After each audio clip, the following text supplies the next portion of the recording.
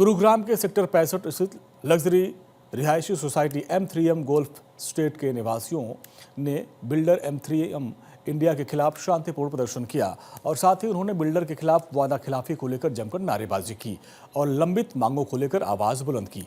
वहां पर मौजूद लोगों ने बताया कि बिल्डर ने अपने कई महत्वपूर्ण वादे पूरे नहीं किए।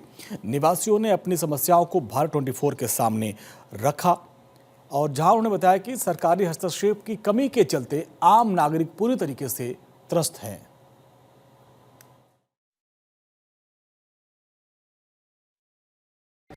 ये जितना भी डिसीजन लिया गया है सब रेजिडेंट की तरफ से, जबकि ये बिल्कुल सर्वथा गलत है। और एक दूसरी चीज़ ये है, इन्होंने एक अपना फर्जी ग्रुप बना रखा है GDAG के नाम से, जिसमें कोई भी आधे से ज़्यादा लोग मेंबर नहीं है, फिर भी वो उसको ऑफिशियल ग्रुप बताता है और कहता है साहब इसमें जो डिसीजन है वो मान्य है। जबकि बाकी रेजिडेंट का ग्रुप बना हुआ है GE रेजिडेंट के नाम से, उसमें सारे लोग मेंबर हैं, जितने रेजिडेंट हैं, लेकिन उस ग्रुप को वो मान्यता देना नहीं चाहता और अपने हिसाब से अपनी मर्जी से सारा काम करता है। और जो सुपर एरिया का पैसा हमने जो यहाँ दिया है, सुपर एरिया का मतलब ये होता है कि भाई हमारा जो फ्लैट है, इसके अलावा जो फैसिलिटीज़ हैं उसके भी हम हकदार हैं, पार्टिसिपेंट हैं कि उसका हम पैसा दे चुके हैं। अब वो आस पड़ोस में नए नए टावर खड़े करता है और इसी फैसिलिटी को यूज़ करने का उनको अधिकार देता है। तो ये हमारा सुपर एरिया एक तरह से डबल सेल किया जा रहा है, जो बिल्कुल इलीगल है, अनैतिक है। इसके लिए हम CM तक से गुहार लगा चुके हैं, CM की सुनवाई भी हुई है, लेकिन आप जानते हैं जहाँ CM की सुनवाई हो तो एक तरफा सुनवाई होती नहीं है। इनको भी मौका दिया जाता है, लेकिन ये कोई जवाब दे नहीं पाते, वो चीज़ें लंबी होती चली जाती हैं। हम कोई भी काम करना चाहते हैं, ये तुरंत हमारे खिलाफ एक कोर्ट में केस डाल देते हैं।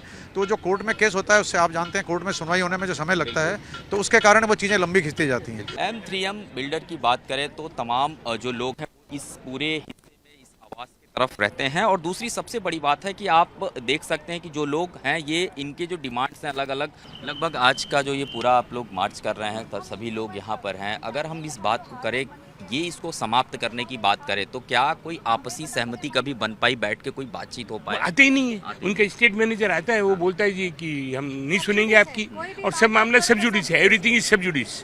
अब सब जुडिस है तो पैसा कैसे बढ़ा दें? अगर मामला सब जुडिस है तो कॉमन एरिया मेंटेनेंस नहीं बढ़ सकता, कॉमन एरिया इलेक्ट्रिसिटी चार्जेस नहीं बढ़ सकते, खाली SCRC जो टैरिफ बढ़ाता है वो हम देने को तैयार है। मैम, जब आप लोग यहाँ पे शिफ्ट हुए थे, जो बातें कही गई थी उसके बाद कब से इस तरीके की दिक्कतें शुरू हुई और लगातार ये चल रही हैं? ये दिक्कत तो शुरू से ही है, जैसे कि मेंशन किया ना कि जब से लोग यहाँ पे रहने के लिए आए हैं तभी से ये परेशानियाँ हैं। और जब अब ज़्यादा भी रेजिडेंट्स हो गए तो इसलिए हमने एक मूवमेंट शुरू किया है, क्योंकि अब अति हो गई है, क्योंकि बिजली काट देते हैं, क्योंकि उनके पास और कुछ है नहीं रेजिडेंट्स को परेशान करने के लिए। क्यों ये सब पूरा चल रहा है और अभी मौजूदा समय में क्या डिमांड्स हैं? देखिए जी, सीधी सी बात है, ये प्रॉपर्टी में हमने अपने घर खरीदे हैं और जो कॉमन एरिया है उसका हमने पैसा दिया है, तो हम जो रेजिडेंट्स हैं वो जॉइंट ओनर्स हैं इस कॉमन एरिया के। तो क्या हमारे कोई हक नहीं होने चाहिए? हक तो हमारे तभी बनेंगे ना जब RWA बनेगी। अब RWA बनेगी, जब RWA की बात करते हैं तो फिर वो बोला जाता है कि ये तो सब जुडिस है, इसकी बात ही नहीं करेंगे।